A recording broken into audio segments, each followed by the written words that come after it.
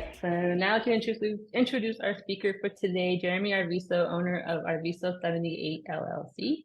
Jeremy is also a creative consultant and has established himself as a brand identity specialist with clientele that includes very, very exciting organizations like APS, BBC Studios, London, the NFL, Nike, the Phoenix Suns, and who knows who else he's going to have contact with. So he's an all-around entrepreneur that we're really, really excited to feature today. So if Jeremy is ready, I would like to turn the time over to him. Okay, well, first off, I just want to thank everybody for tuning in, also Change Labs for inviting me to do this segment. I'm really excited to be here today. Drove up a mountain and through a snowstorm to be here, so that was pretty fun. Adventurous, just the way I love living my life. Well, first off, I'm Jeremy Donovan Arviso. Dine Hopi Akaba Atam and Toon Atam. I was born and raised in Phoenix, Arizona. I'm a creative consultant, entrepreneur, father, and a recovering addict and alcoholic. Reason why I add those at the bottom is because I would not be where I'm at today if I did not go through that whole crazy process. The process of becoming what I am now that stands before y'all is a very, very interesting story. And I'm not sure if the ladies at Native Startup, aka Change Labs, had planned it this way, but myself and JT are very different artists. And I loved hearing his presentation. So if you guys were there to listen to it, watch it, or were here in person, he gave out a wealth of information. I'm going to be reiterating a lot of that information and breaking it down in a different way. After seeing his presentation, I reformatted mine. And that is who I am. Okay, cool. There we go. For today's agenda, is everybody seeing that? Yes. Okay. One, we're going to be doing a description of the booth setup. Number two, the 5 Ps. 3, branding, marketing, and advertising. 4, budgeting and sponsorship. 5, trade shows versus markets. 6, wholesale and inventory. 7, customer service. 8, referrals and relationships. And 9, closing. Over here to the left, you'll see an image list of some clientele that I've worked for in the past 3 years. First one being the Native Art Market. I've been working with them since 2020. I designed and installed their sign. They're the only Native owned and operated art gallery in Old Town Scottsdale. I painted the floor mural in there and also did the sign. I also have my work there as well. Amazing family. They're actually from Cameron, which is not very far from here. And they're some of the most hardest working people I know. The second image below is the Footprint Center where the Phoenix Suns play. I did arena graphics and motion signage in 2022. That was commissioned by the Phoenix Suns. And I was actually a creative lead on the Originative program that was done in conjunction with Cahokia. I used Adobe Illustrator and After Effects. The scoreboard was 35 feet by 25 feet by 33 feet. The Jumbotron was 26 feet by 116 feet. Massive, amazing. I used Skoda and Studis, which are idioms created by us natives. It is, I like to call it Native American lexicon, slang, stuff that we created that turning into pop culture. And it's amazing. I love seeing it in a major space like the NBA and for millions of other people to see as well. Third one down is Welcome to Roosevelt Road sign that was commissioned by APS in the city of Phoenix. That piece stands on the corner of 7th Street and Roosevelt in downtown Phoenix. That is a collaboration between myself and a good friend of mine, Tato. That was done in 2021. It's a porcelain enamel on rolled steel, 4 pieces. All 4 signs measure out to 9 feet tall by 23 feet long. That was a very fun project to work on, very in-depth. I worked with the industrial sign company for that one. The first one down is the Phoenix Suns Originative Project. That was started in 2022. That was done with a lot of planning with a huge team. I got to work with the entire Phoenix Suns creative team, the marketing team, the sales team, all amazing people. I learned so much from them. And it is one of the projects that I am most proud of, being a lifelong Phoenix Suns fan. Used Adobe Illustrator, iPad. I did brand identity development and many various capacities. And it was one of the clients that has really catapulted my career. Number 5 is the Nike job that I did for the Super Bowl, which was last year around the same time. That was a collaboration with 625 Industries out of New York City and Nike. That was done in 2023. I used Adobe Illustrator to design graphics for the heels and of the Air Force One, and I also designed graphics for apparel. Everything sold out in 2 days. It was amazing. I did signage as well, and I actually got to go down to the store and participate and do some live painting on some sneakers with my son, no less.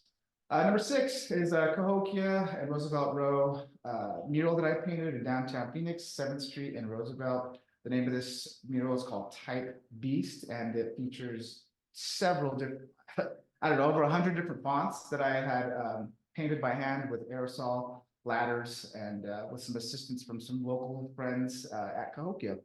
I was in 2023, completely all aerosol paint, and it's 17 feet by 17 feet. Okay, let's see what we got here. I need to move to my next slide. Okay. All right. So what we're going to be talking about is diversity and range. Reason why I say that is you've got to be able to teach yourself how to do as many creative outlets as possible to learn about every aspect of whatever it is you're trying to break into, whether it's fashion design, painting, multimedia, jewelry, photography, music, etc.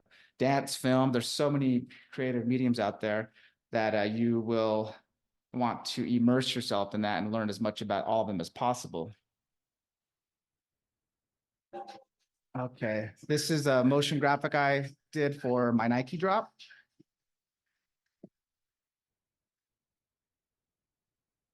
I got to have fun with the Nike swoosh, which was a dream come true.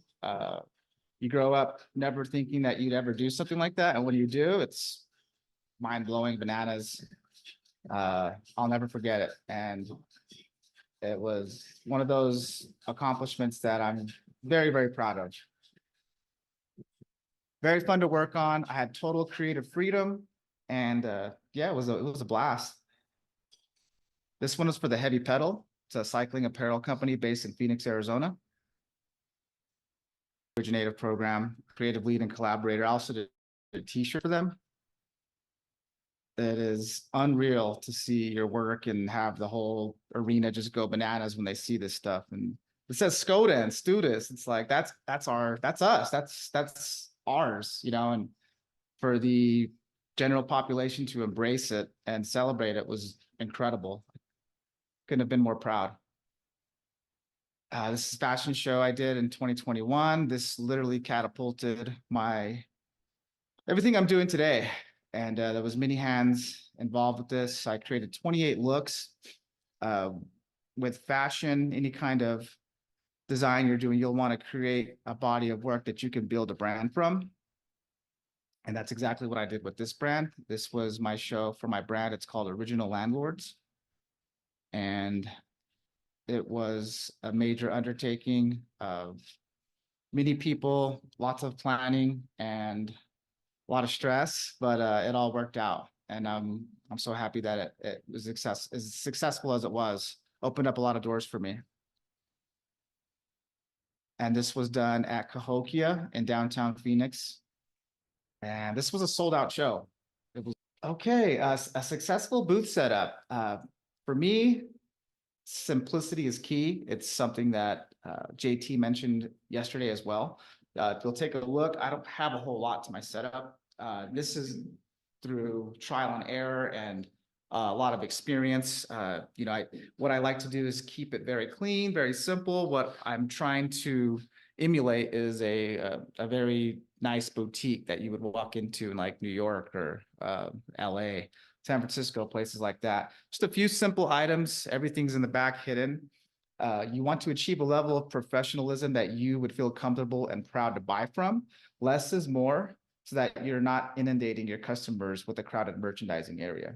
You're going to want to set out your best sellers and keep your inventory in a safe place that's easily accessible. Replenish your merchandise area with new product as soon as it's bought. every artist who is set up is hoping to sell out, but don't let that be your main objective. Now, everybody wants to sell out. It's why we get into this business. We want to talk about it. We want people to write about it. And it happens. It happened to me. It was amazing. The most incredible feeling I ever had. I sold out of all my earrings at my first Indian market ever. And I was just dumbfounded. I couldn't believe it. I sold out of watch bands. It was just, I was so emotional, but that is part of my story now. And it's what keeps me to continue to drive moving forward, because I know that there's a demand for my product. And keeping that excitement with your customers is what you'll always want to do. You'll always, just like JT was talking about, you always want to give them process videos of what you're working on next, new products that are coming out. Consistency is key. Always being ahead of the curve in some way, ahead of yourself, and trying to make sure that your message is still true to who you are. As long as you're true to yourself, your message is going to be felt by many, many people. And that's what creates the hype that people want. And they want to buy, they want to invest into that. And that feeling of buying into something is called branding. We'll talk about that next. So yes, are you ready? You're going to be seeing that recurring and throughout my whole presentation. Less is more. Like I said in this slide, you'll see that it's again bare bones. I keep it very simple.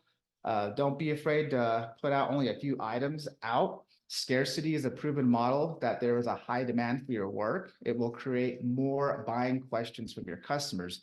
This is very, very important. Creating a rapport with your customers is one of the most important parts of setting up your market. You want to have items that when people walk by, they're going to take a second look. Like for me, I've got the Louis Vuitton drum that I did last year for Indian market, and this thing caused quite a stir. The name of it is called "Is This Where We're Headed, or Are We Already Here?" It is a statement piece on what I felt is the intersection of Native American culture, heritage, and high fashion. Where does that meet? And we're here. It happened. Louis Vuitton, who was the creative director, is Pharrell Williams, just made a huge splash for the fall and winter show, where he used Native American designers and artists in his show, and had a kind of a Southwestern Native American background for his whole entire show. A lot of mixed reviews. There was a lot of controversy. I mean, people were going every single way. People loved it for Native representation. People hated it because it was, they were taking from us, its cultural appropriation, et cetera, et cetera. However you want to feel it. In the end, fashion design is art. Art is meant to inspire thought and question things. That's why I created this piece, and it's kind of crazy that that show happened this year. Stuff like that will have people come walking up to your booth, and then they start looking at all the other things that you've got on display. For me, I have a little bit of everything, but I keep it very small, tight, and neat. I've got these that I started doing 3 years ago. They're just lighters. It's just something to get people to, think about it. It says the wagon, these are called the wagon boomers, and I created special stickers in place of the original one. And, it makes people laugh, people freak out. I use a lot of user-generated content. Photos are very key to the promotion and marketing of your products. This is one of Lily Gladstone, who is a Golden Globe winner and up for an Oscar, wearing my jewelry, my earrings. I turned this into an ad because, why not? I've got little stickers. I like to keep stuff for the kids. A lot of kids come up to my booth. People are coming there, a lot of families. Sometimes I'll give them away, watch bands, minimal signage. I know some people have these huge signs. I don't really do that. I've got hats, people like wearing hats, especially when it's hot. This is one of my best sellers. It's a polo hat, but it's a chief, on a horse. It's a original land, it's a polo. I do a lot of logo clips. This is a very popular sticker that got turned into a t-shirt. It's Mexican, it's Pigpen from Peanuts. I'm very well known for flipping band shirts. This is Guns N' Roses. I turned it into bows and arrows, longing for reparations. You have variety. I do embroidered hoodies, just a lot of different goods, hard goods, soft goods. You want to have a little mix of everything that people can see and choose from. Not everyone's going to be into your art. Here's a piece by Nike.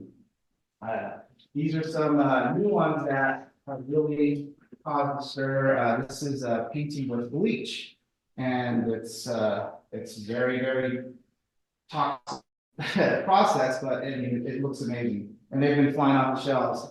Having all these types of products are good for people to look at, see. Collaboration with my friend Jamie Okuma. Could not believe that I'd ever work with her. We're going to get into communication, relationships, and collaborations here in the next few slides. These are just a few of the products that I have on hand. So when people come up asking you questions, this is where you plug your website and your social media handles and any brick and mortar retail shops that they can find more of your work at. Get them to ask more questions about your work. It's your job. Literally, that's your job, is to talk about your work. The more they talk about the process, the more they ask about this and that, you want to be as clear as possible. JT also mentioned that in his presentation. Explain every minute detail of exactly how everything's made, where it's made, the material. You want to give them the whole everything. And they're just going to be like, and pulling their wallets out at the same time. It's crazy. You can just see it in their eyes. You got to sell them on who you are and where they can find you. It's a skill. It takes practice. Okay, the 5 Ps. This was taught to me by an old mentor when I used to work in real estate. Proper preparation prevents poor performance. Maybe some of you have heard it. Maybe some of you haven't. What that is there's so many levels of that. And again, I will reiterate what JT said. He also brought this up as well. You have to prepare for these markets. It's not something that you just jump into. And you see the people who do, the people showing up late, the people who miss a day, and sometimes there's circumstances that are just beyond our control. But if you're spending money, time, and energy to be in this market, you need to be fully committed. Some of the first things to think about for a market are booth fees. Your booth fees, depending on what market it is and where it's at, it's going to cost you some money. You got to have some money set aside for that. Lodging and accommodations, where are you going to stay? Do you have family in the place that where you're at? Do you know someone in the area? If not, you're going to have to figure out how much you have set aside for a hotel. If you have money, maybe an Airbnb. Transportation, my first market, I didn't have a car. I flew there, and then a friend picked me up in Albuquerque, and I went to market. Another time I caught a ride with somebody. It's one of those things where I live in Phoenix. Santa Fe is very far. Some people don't even have their own vehicles. Some people don't even drive. Transportation's key. When you get there, parking. Where are you going to park at? How far is it from where your booth's at? That all this takes time. How are you going to get your stuff from point A to point B? JT also gave some really good pointers on how to do that. Personal assistance. Do you need help? Does someone need to come with you? Are you going to have to bring a family member? Are you going to have to bring, a friend, somebody? Are you going to have to hire somebody? Sometimes people need that. Food's very important. You got to feed yourself. It's part of being healthy. Also drinking tons of water. Packaging. You got to be on point with the packaging. You got to have your boxes. You got to have your little bags, stuff to put things in. This is all very important. Presentation is very key. Marketing and advertising. We'll touch on that. I kind of talked about it a little bit with this printout right here. Marketing and advertising is very important before you even get there. You want to have your presence known before you're even in town. People should already know where to find you, where you're going to be located, and what you're going to have on deck. Press meetings. There's tons of press meetings at these things. Are you going to those? Are you meeting people? These are very important in order to get to know people at different publications, people who have blogs, people who print media isn't as big as it used to be, but there still are print magazines out there. You want to try to get to these places to go meet people, tell them your name, who you are, get your buzz out. Art deadlines, is there a certain time that you have to drop off juried artwork? What time? How much time do you have to get there? Do you have to send your work with somebody else because you can't be there that early? This is something you got to plan. Donations. Are you donating this year? Is there any work that needs to be there? Same thing as the art deadlines. Sponsorship we'll get into a little bit later. Do you have sponsorship? How do you get sponsorship? Another part of that, how to get that is by going to dinners and receptions, meeting more people, building your network, and talking about your work. You have to be comfortable talking about your work, talking about yourself, and talking about your experience. This is what's going to create photo ops. Photo ops are when people take photos with you, post it on their social media, blows your work up. All this stuff is part of being properly prepared, and that'll prevent you from performing very bad. And you'll see the people who do, and you'll hear them talk about their experience as well. They're very vocal about it. And you have to think sometimes, was it their fault or was it the market's fault? 9 times out of 10, it's their fault. I speak from experience because I failed many times. Are you market ready? Branding, advertising, marketing, they're not all the same. They're all very, very different things. Okay. Now, what's the difference? Okay. So branding, when you think of branding, I showed you a slide of Nike. Nike is a brand. What is it? It's not the swoosh. The swoosh is, what's on the shoe. The swoosh is the logo that's synonymous with the brand. But what is the brand? The brand is just do it. The brand is it's commercials, it's print media, it's more than just the shoes and the apparel. It is the lifestyle. It's the branding is making people feel something. And you've got to do the same thing with your brand, with your work. So different from advertising. Advertising is making people see something. For instance, this little printout I have, getting a way to get your name out there, whether it be print, social media, billboards, it could be t-shirts, business cards. Advertising is money. And that is how you get more people to hear about you, your brand, and everything that you're creating. That is advertising, making people see something. Marketing is way different than all of them. Marketing is making people do something. With marketing, what you're doing is you're making somebody buy what you're offering them. How you do that is you're using your branding and advertising.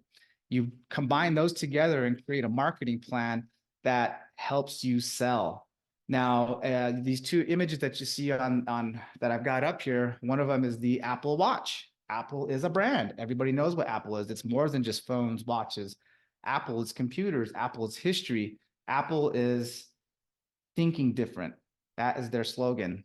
I use Apple. What I did simply is just created a cool way to dress your watch, and I add my brand to it too. I am piggybacking off of their brand. Advertising, this photo down here is one of Kinsal Drake, amazing poet, brilliant writer. She was a model for myself and Jamie Okuma, who collaborated in 2022 for the Swaya fashion show. My brand, Original Landlords, is on there, and that collaboration was something that is near and dear to my heart. I designed the fabric that she's wearing. That right there just changed a lot of things in how people saw the work that I was doing. I was seen as a real designer. I was seen as somebody who's not just doing t-shirts anymore. That was advertising for me. Now I can market that, this is what I do now. Okay, easy access to free marketing. Now, JT touched on this yesterday as well. Use your phones, people.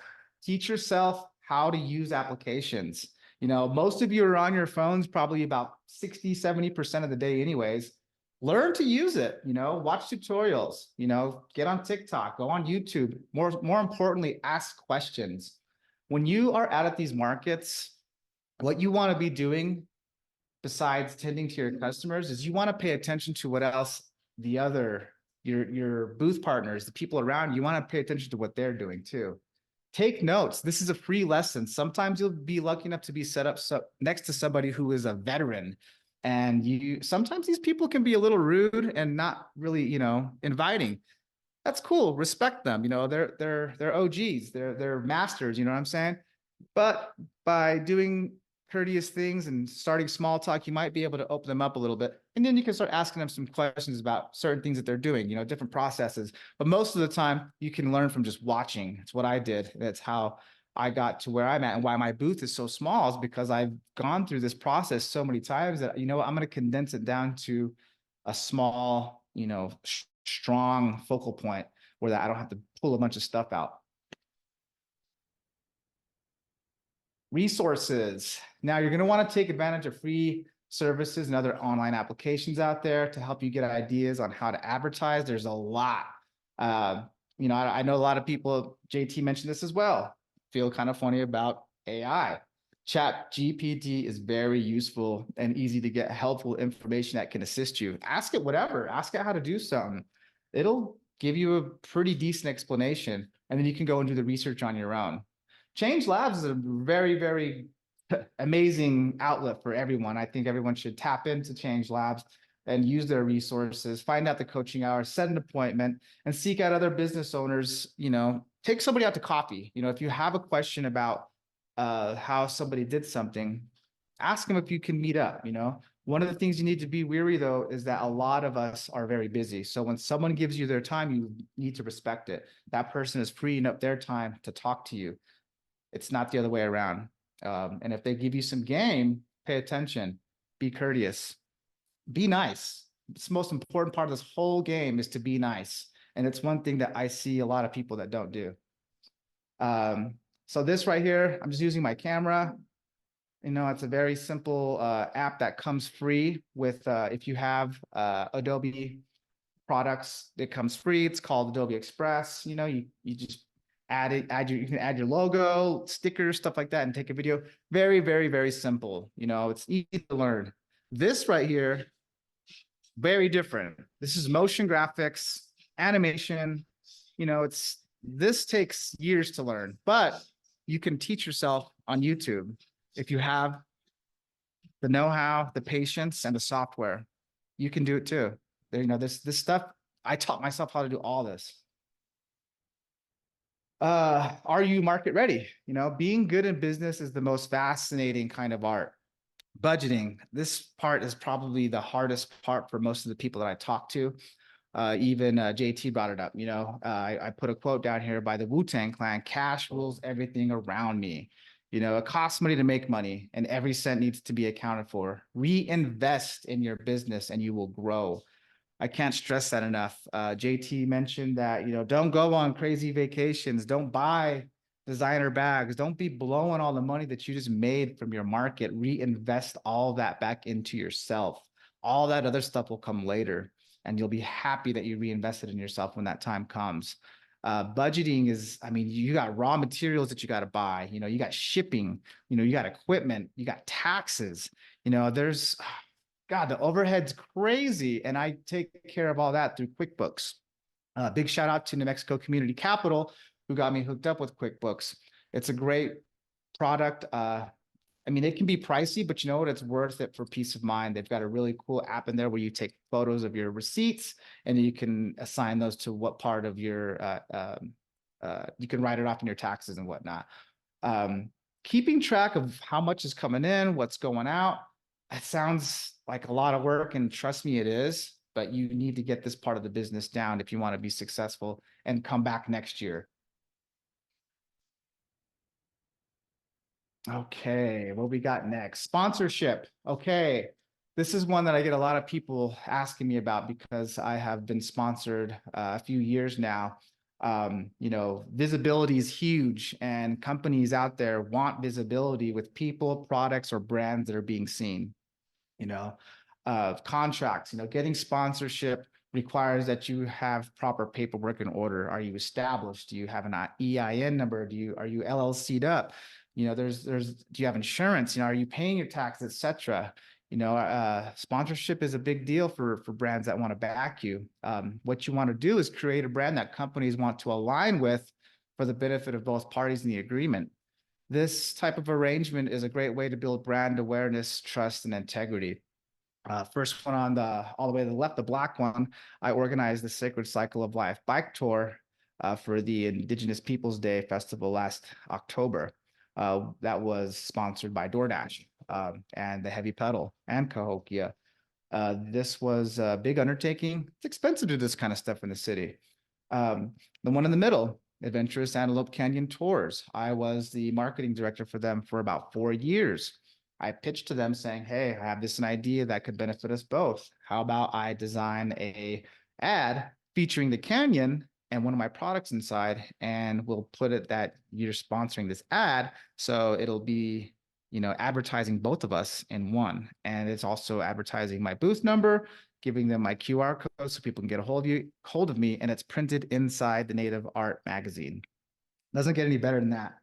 Right here, I was sponsored with Square. Square's been very generous in helping me in multiple ventures. Creating a beneficial relationship with them has benefited us both, being able to use their leverage and their capital to make some moves. That they sponsored last year my Airbnb 2 years in a row, rental cars, stuff like that. This is all capital that you can get through sponsorships. Some people get loans, or you're using the money that you made from last year. All right, we're going to touch down a little bit on trade shows versus markets. There's a big difference. Now, what happens at both of these types of events is experience, budget, capacity, and following is going to determine what's right for your business. You'll get this. I'm going to go through it right now with you. Local markets, flea markets, holiday markets, or this is going to create your spark. This is going to set your flame. This is a familiar testing ground, great to introduce new products and develop your pitch. This is where you're going to practice the art of selling your work. This is where a lot of people get their feet wet. This is where this is like, earning your stripes right here, is doing these local markets. Do as many of them as you can. You'll have days where you make hundreds. You'll have days where you make $40. You have to think of it in a way where you're learning. It's a learning experience, and you can't think negative about it, or else you won't make it. Holiday markets, these are great for building a bigger customer base and capturing important connections. Reason being is it's a holiday market. It's based around some type of holiday. And so certain people come for that particular market because they're expecting to get a certain type of product, a certain type of feel, etc. Very, very important. This is where I put a light bulb there, because this is where ideas happen for a lot of my friends, my contemporaries and colleagues come up with some amazing products during these holiday markets. Art markets is a puzzle piece there. This is where you should have figured out your game plan and can hopefully thrive. Now, what an art market usually has, it's a juried show where you have to submit information, images, background, bio, resume. There's fees. I mean, they're going to tell you if you can get in or not. You know what? You'll get dissed. Trust me. I've been dissed so many times. For the older people, dissing means no. That's all you know. You're going to hear no a lot, and that's okay. Treat no like a buying word. Every time someone tells you no, that gives you a chance to tell them to say yes. You're going to continue to sell yourself again. Trade shows. Now, this is where, you've already made yourself, you made a name yourself to them. You've made a name for yourself to the masses. You've built a name for yourself. You're established. You can afford these crazy fees. These trade shows can be, $1,500, $2,500, $3,000. We're talking big setups, big accounts, and bigger customers, bigger clientele. This is where you are working with major players, corporations, organizations, people who have millions of dollars. This is the type of trade show action that you can get there. You can get to that level. And I've done these trade shows, talked to these people, and everything beforehand helped me get to where the trade show league is at. RES is coming up. Huge trade show coming up just in a couple of weeks in Las Vegas. That's where you will go and make your name. Okay, wholesale and inventory, very important. These are two key elements to diversifying your offerings and generating multiple streams of income. Retail outlets, number one, you want to create a business relationship with a local gallery, boutique, store, coffee shop. I don't know. Find out what's around in your area. Bring some stuff there. Give them a pitch. Tell them, hey, I got this. Will it fit here? Do you think you could carry my stuff? Again, you're going to hear no. You're going to hear, no, we don't need it, blah, blah, blah. Who cares? Just keep doing it. Go to as many as you can, because as soon as one person says yes, that's all you need. You need one yes, and that's it. As soon as you get that one yes, everything is just down. It's easy from there. It gives you confidence, gives you self-esteem, And it proves to you that you aren't just, this isn't something in your head, that people actually want it. 2, museums. Pay attention at shows and markets because there are representatives out there searching for new work all the time. Be nice.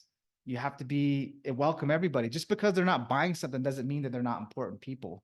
You want to treat every single person like they have like $100,000. You know what I'm saying?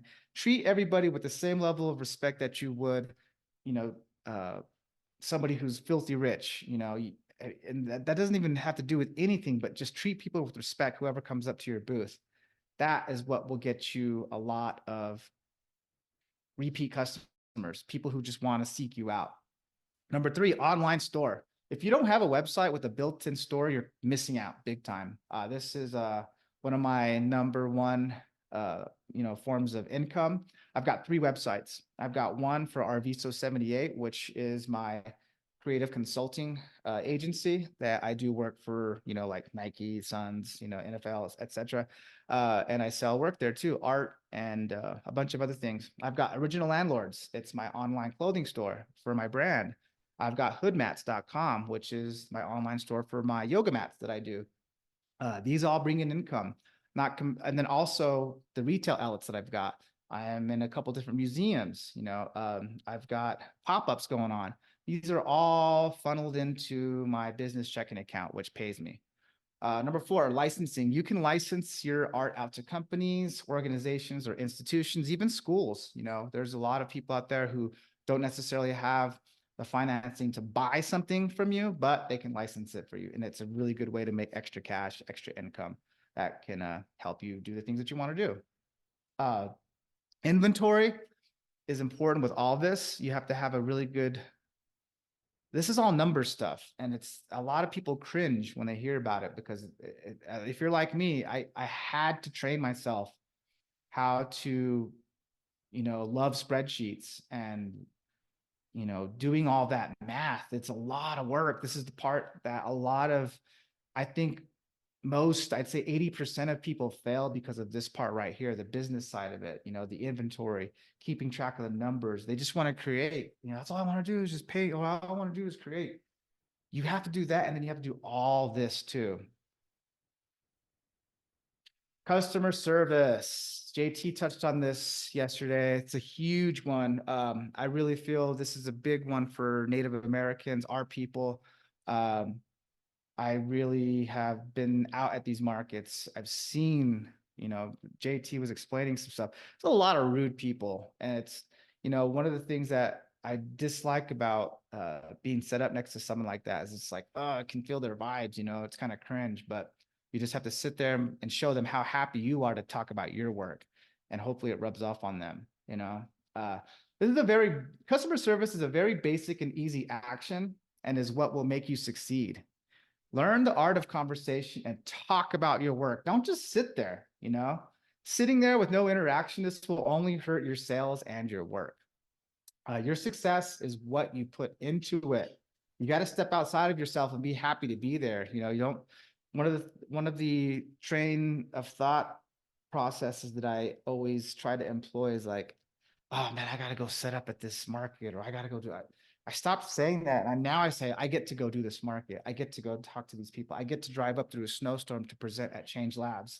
You know what I'm saying? You got to be happy about this type of stuff because you're passionate about it. And when people see that you're passionate about it, they're going to want to buy into that. This is just a simple little graph I created, just to show you who's who at the market. 82%, stands up and engages, being very vocal, using your hands, expression, being excited to be there, excited about your work. Everyone should be like that. There's a lot of people that aren't, which is why 46% sits there on their phone. It's like, oh, that's the worst. You should not be on your phone at all. You shouldn't even have your phone in your hand or anywhere near you. You need to be sitting there waiting for people to come up. I stand the entire time. During market season, I'll be standing 16 hours, sometimes 18. It's crazy. I'm sure JT is the same way, but that is how you want. When someone comes up to your booth, you want to be standing there like waiting, ready to talk about your work. And smile, it's not that hard to do. I know for a lot of natives it is though. Learning the ropes, 70%. These people have got a few markets under their belt. They're paying attention. They're asking questions. You know, they're looking at TikTok. They're like checking stuff out on, you know, different platforms and learning the ropes. You know, 30%. Oh my God, I see this a lot. Amazingly talented artists, designers, you know, jewelers, potters, you know, they're so shy, scared to death of anybody coming up to talk to them, but their work is phenomenal. These are the ones who are just like suffering, you know, and I see it all the time and I feel so bad for them. I wish they would watch this presentation I'm doing and let them know that don't be shy. It's all good. You can break out of your shell, talk to people, practice in the mirror, practice with your family, you know, do a lot of online marketing. Number 75%.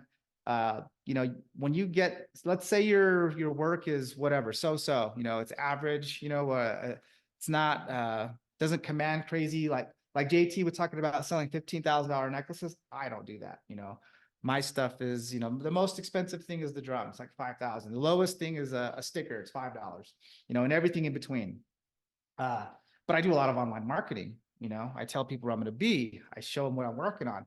That's what drives people to come find me, you know.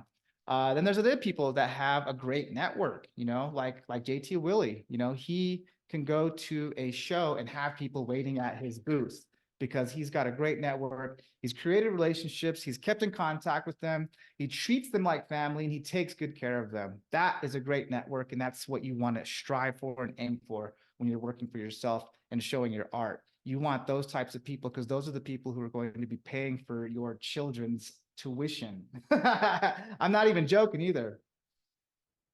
Okay, threats. This is a funny photo. It's my booth from last year. You can see the boxes. God, I was, you know, this is the one enemy against a successful market is yourself. I'm telling you, it's nobody else. You can't blame anybody else but yourself. You know, number one, prepare. Planning and organization is key. You know, that's why I've condensed my booth so small, is because through the different markets I've gone through, I know what people want now and I know what they don't want. I'm not going to bring the stuff they don't want. It's just too much work. Makes my place look cluttered. You know, I learned that and I learned the hard way, you know, but that requires planning and organization, getting my stuff to fit in the car. You know, I have a very small setup. Number two, mindset, environment and attitude is very key. You know, if you're, let's say you're in a relationship, you know, your significant other and yourself have been fighting for 2 weeks, do not take them with you to help you with your booth. It's going to show in your work. It's going to show in your attitude. People are going to see that. You're going to get into little fights and stuff like that. It is not worth it. It's not worth breaking up with someone over something like that. You know, just leave them home. You know what I'm saying? Do it yourself. If you got to do it yourself, do it yourself. 3, cash reserves. You know, always have a backup plan. A lot of people use credit cards. Some people do loans. You know, you have to have something on hand. During market, when it came back from COVID, a lot of people didn't show up because they got COVID the week of. So they had people stand in for them, you know, who they had to pay, who they had to feed, and who they had to get, you know, a place to stay, etc. Cash reserve, you got to have a backup plan. 4, health, take care of yourself. You know, make sure a lot of people aren't sleeping before market. It's crazy. They're not feeding themselves right. They're not drinking enough water. You know, as a former alcoholic and drug addict, I was partying like crazy up until market day. And it's nobody wants to hang around somebody who smells like they just walked out of a bar. You know, it's just not good business, you know. Not only that, but you're just saying stuff that you shouldn't be saying, and it's just not a good look at all. You want to get good night's rest. You want to make sure you're you know, hydrated, and you want to just take care of your health. Make sure you clipped your nails, you know, got a haircut, you know, shaved, you know, I mean, look good, you know, feel good about yourself. This is reflective of your work. You know, you have to play the part. It's very, very important. Okay, referrals and relationships. Maintain contact with your buyers and keep them up to date. You know, a lot of people use email subscriber lists. I have one myself. I use MailChimp. There's also constant contact. There's several ways of doing this. Some people do it the old school way, where you just have them write down their email address on a sheet of paper. This is integral. I can't stress this part enough because these people are going to continue to support you throughout your entire career. And I have probably 10 people who continue to support me and buy from me. And I'm talking 10 years, they've seen me go through my ups and downs, and they're cheering for me now. They're some of my biggest supporters, and some of them I've never even met. It's wild. You're going to come into that in your relationship process with your customers. You're going to find out that your biggest supporters aren't even your family or your friends or people that you're close with. It's going to be complete strangers on the other side of the country. It's crazy, but it's amazing. That type of relationship is one that you want to cultivate, nurture, and take care of. Don't take it personal if your friends, loved ones, and close, people aren't supporting you because they know you, they expect you to give them something for free and stuff like that, but they're not always going to be there for you to help you. And that's totally fine. Don't let that mess with your mind. Let those people, your customers, the people that buy from you, take care of them because they will take care of you. Social media, Instagram, TikTok, Facebook, etc. Utilize it. I mean, we're all on our phones long enough. I try to limit my time. It's hard. It's give and take with this thing, and you have to be able to utilize it for your business and not just get there and get caught scrolling. Oh man, it's the worst time killer. Here's something I just did. This is a couple days ago. I did for the Native Art Market. I went there to go check on my work.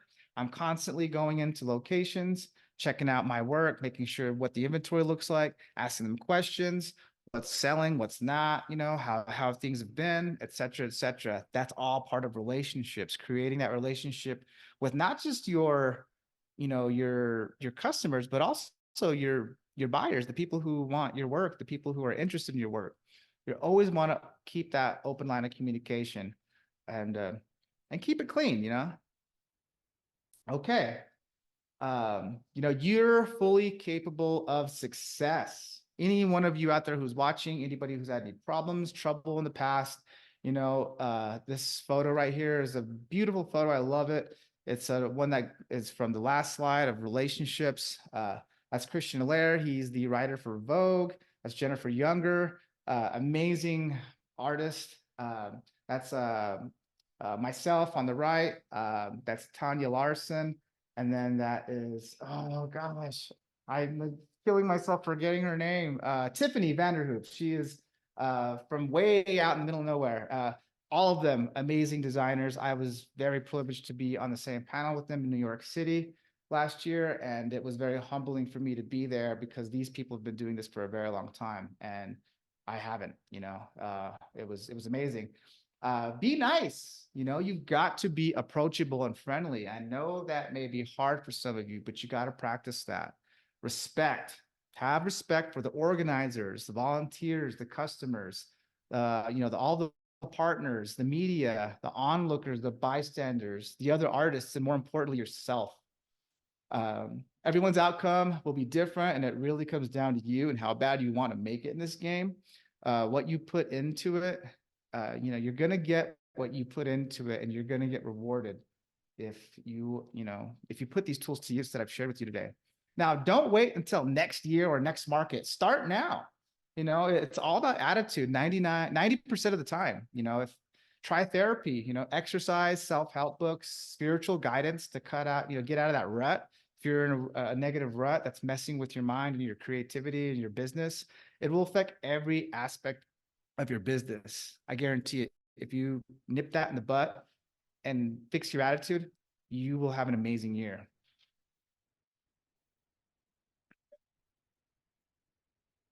And one day you can have a billboard in Times Square.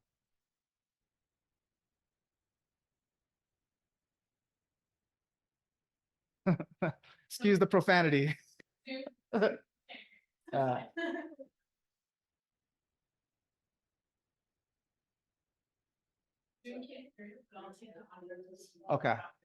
Okay. Yep. Well, that was something that no one's ever done before, and I did it, and it was incredible. That was pretty much my presentation. I just wanted to end off on a note that through all this experience, what it's taught me is that, you can be, somebody who didn't grow up with the privilege of culture, language, knowing your identity. You can be grown up in a world that is filled with generational trauma. You can be an alcoholic, a drug addict, and you can completely change your life and do what I just did. Um, and this happened in 4 years. I will be celebrating my 4 years of sobriety from drugs, alcohol, everything on February 21st. That has changed my life drastically and is the main reason why I just showed you what I showed you. There's no way that any of this would have been possible had I not uh, got clean and figured out what was important in my life.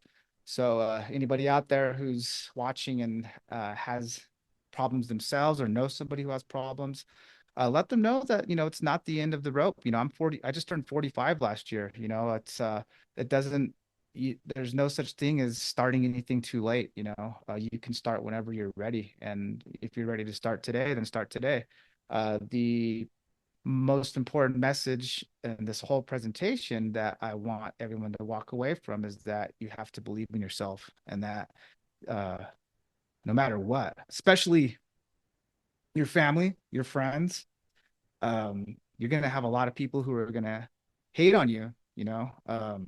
It's a hard life. If you see most artists doing demos, they're always by themselves. You're going to be alone a lot, and that's fine. If you want to get to where you want to be, this is a very lonely road. However, you're going to be impacting many lives. And I hope for those of you that watched today, you guys learned a little bit of something about who I am and what I bring to the market. And I just want to thank Change Labs for bringing me out. And I had a really good time presenting to all y'all. So Sasha had a question, and this is a little bit earlier in your presentation, in which can you go over a little bit more about the licensing with the school a bit more? I know that people want to do contracts and get their foot into the door with especially like larger companies. Yes, the licensing part is you really have to have your business plan down.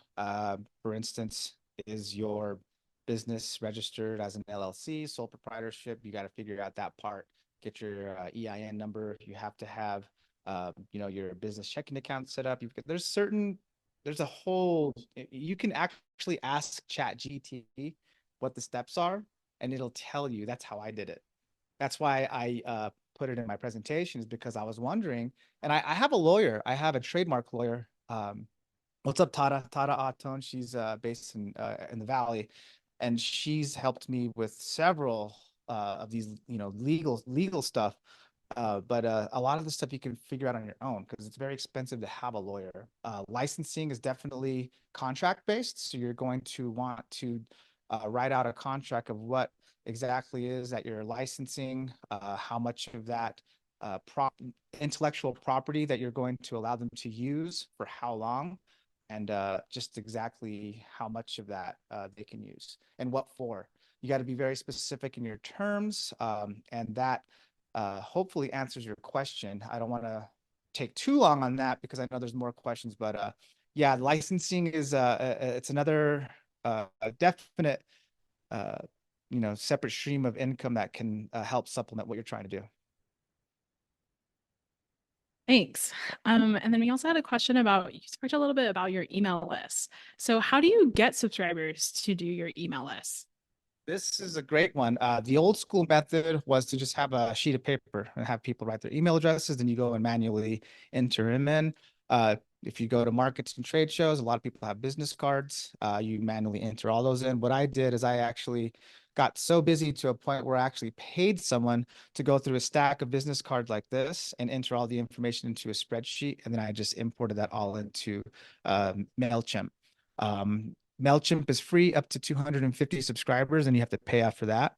I'm not sure what Constant Contact is. I haven't used that one in quite some time, but these email services, they're free up to a certain extent, and then you have to start paying for them. They are very, very good though to tap into that, because every time I send one out, I get like 2 or 3 sales, and it's another stream of income that comes in through also you can, if you have a website, you can put a little dialog box that pops up right when they go onto your website that says, do you want to be a subscriber? And you just enter your email address and then they automatically subscribe. So they'll start getting them too. That's probably the easiest way. You can do it on Linktree too. If you have a Linktree, which you can put in the link in the bio of your Instagram or any of your social media, you can just put a little link in there and people can subscribe to get your emails. And then you talked a little bit about like how to be present at market spaces and also to try to stay off your phone and, you know, be kind of essentially be ready for a customer to approach your booth. So how do you fill your time at markets when there's no one there? But if you're not on, especially if you're not on your phone. And so our audiences are a little bit like, it feels awkward to just kind of stare into space. This is the perfect time where you go live on Instagram, Facebook, whatever platform you're using, and you just start walking around and showing like, hey, look, I have these are only going for blah, blah, blah, blah, like like a salesman, because that's essentially what you are. You're a salesman for your own work, you're just going around and just showing everybody what you have available, showing them, the area of the place that you're at, yeah, I'm right next to this church, I'm next to this big tree, or I'm like, I'm over here, give me some water if you're out there, I'm thirsty. You want to interact with your audience if there's no audience, because there's always an audience. If you have social media, you have an audience. So tap into them. Yeah, and you could also too probably, if individuals are not yet at the market, you could advertise your website and where to go. If they're friendly and they open up to you, you can talk to your neighbors too. Sometimes it's not the case, but every now and then you'll get a nice vendor who will talk to you, and it's always nice to chat with them. Awesome. And then also too, so you talked about like kind of these pieces. The same thing with JT yesterday. You guys like have pieces that people can like pick up, if anything, pretty easy to try on, take off type of thing. Really kind of feel it. We talked about yesterday of like the weights of things, so like we can see how heavy your earrings are and things like that. But for clothing specifically, especially if you just bring one size, so how many pieces do you suggest for our market so that you're not looking super cluttered? As well as too that you are not hauling an extra lot of clothing because that can get heavy. So what is some good advice? Oh, I love this one because I've learned through trial and error what sells, what sizes sell. You don't want to bring like 20 smalls and 24 X's, because you're going to be carrying them everywhere. You're going to sell a lot of XLs, double XLs, larges, those three sizes right there. You're going to want to have a bunch of those always. The other sizes, just have a few of them, because if you sell it, you sell out. You want to create demand anyways, what you really want to do is make it easier on yourself, transporting all this stuff and not having it look all cluttered. Because one thing someone's going to see if they come up to your booth, they see you have all these boxes and all this inventory, and you're just like not selling anything. It's like nobody wants your stuff, So you want to create uh the look of, limited edition, but this works for me. This doesn't work for everybody. I'm just telling you my model and what works for me and what I've learned through my experience of all these markets that I've gone to, is the making it look very limited is what really gets people's attention. But then you get some people, and these are the people who never buy. They just love walking around the markets, looking at everything. Oh, they'll pick and look at stuff, and they'll just walk away. And it's like, you're going to get those, especially in native country. People just love to walk around and look at stuff, and they never buy anything. And that's cool too. A lot of times they're looking for ideas. These people are creators as well. And I always treat them with respect, and I'm always nice to them. If they have any questions, I always ask them questions, and, ask them if I can show them something. You got to engage them and break them out, because it's funny. They'll come up and they look real mean, but if you can get them to smile, it changes the whole thing. Great advice, Jeremy. And then also too, so I think there was a little bit of a conversation. Actually, Martin from Square is here. And so there was a question on what do you do when you don't have internet for a debit or credit card sales? And Martin actually was able to put a link in the chat where it's offline mode with Square. So can you speak a little bit more about that? Most definitely. So Square's got a really cool uh feature on their POS systems. The one I'm using right here actually has a printer built into it too, so you can do paper receipts. But most people prefer email or text. So I'd say 75% prefer no receipt unless it's a large ticket item. But the POS system or you can even use your phone on Square. On the Square app, you can have people tap your phone. Like they changed the game with that. You don't even need the little Square device. Um, However, if you go into offline mode, it'll take payments for you and it'll store them until I believe you have like 12 hours or 24 hours to get back to a Wi-Fi signal, and then it'll go into the system. But what you want to do is you're going to want to screenshot those orders or manually write them down so you know how much it was for, what item it was. That way you have a manual record. You always want to have a backup plan with this stuff. Like JT said, he carried two, one that's fully charged and one that's ready to go in case one of them runs out of the battery. Always make sure that you're turning it off because these things will run out of battery if you're there for like 14 hours. But yeah, Square is an amazing product that I do all of my transactions through. Awesome. And participants who joined us day 1 and day 2 actually receive a complimentary Square Reader. So super excited about that. And also too, Martin put some wonderful tips into the chat. So he said, just to reiterate, you must reconnect to the internet within 24 hours of losing internet connectivity or taking your first offline payment. So amazing. Okay, so one last question. What do you do with items that don't sell? Great question. I have a lot of those, and these ones are perfect for gifts during the holidays. If you have a customer who just bought like $300 worth of stuff, I'll toss something in. If you've got giveaways, online giveaways, people do those. You know what is cool about what I do though? I rarely have leftovers. I sell out everything. And that's kind of the point. The key, the level that you want to get to is where you don't have anything to give away, and you never have sales. I don't really do a whole lot of sales. Every now and then I'll do one, but I don't have to because everyone gets it. And that's a great feeling. But there's stuff that people aren't digging, then I'll figure out a way to make it into an asset that I can use for leverage. I can, hey, do you want to trade some earrings for a photo shoot? Or do you want to trade? I really love that ring. How about I give you a couple, pairs of these? Bartering is what all of us natives do, and it's what most natives are known for. Trading I do a lot of trading. That's fun. You don't have to exchange any money. You're supporting another artist, and they're supporting you. I do that a lot, and but yeah, that's to answer your question. That's how I deal with stuff that doesn't sell. Definitely love that, as well as to possibly maybe collaborating with someone else to help with that.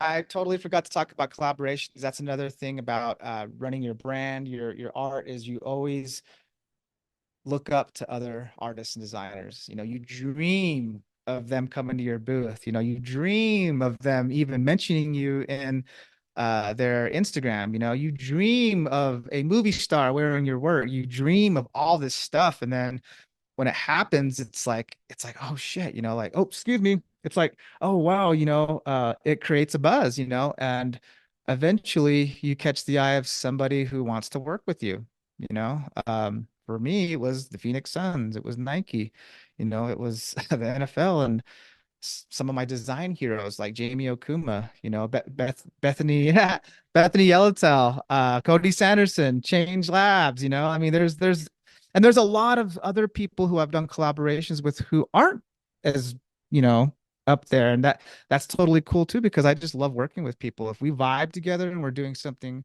that we're going to get something beneficial out of it and we're enjoying it, then there's nothing better than collaborating with someone who's on the same vibe as you. Awesome. Thank you so much. Thank you to everybody who joined us on Zoom today. I'm over here. And yes. Okay, my last slide was actually going to showcase my brick and mortar store. My friend and I, Brandy, Boogie Barton, we collaborated, and we've been collaborating for over 20 years. We both went to the same design school. We both lived in the Bay Area. Both of us have worked for the Suns. Both of us worked for Nike. Both of us worked in the NFL. And we opened up a gallery boutique in downtown Phoenix. This is our last month. So if you're in the Phoenix area coming up, we are open Thursday through Sunday from 5 to 9 p.m. And yeah, it's pretty fun to open up your own store. It is a game changer. I was able to prove to myself that I can handle it. I always thought that it was something I would never be able to do, but after doing it, it is completely possible and it is so fun. I love doing it. And if you see me going live, you'll see how much I really enjoy it. But that is where you will eventually make your way to, is getting your own store. And that is still what I want to do. Thank you so much for that wonderful presentation. Super excited to come see your store in Phoenix, as well as to any of your future collaborations with these amazing kind of artisans, not only in Indian country, but essentially the organizations that we really, really know across the country. So yeah, I'm going to pass it back over to Raquel, and thank you so much for joining us on Zoom, and especially those who are here in person here in Tuba City. And yeah, that's the conclusion. Get it?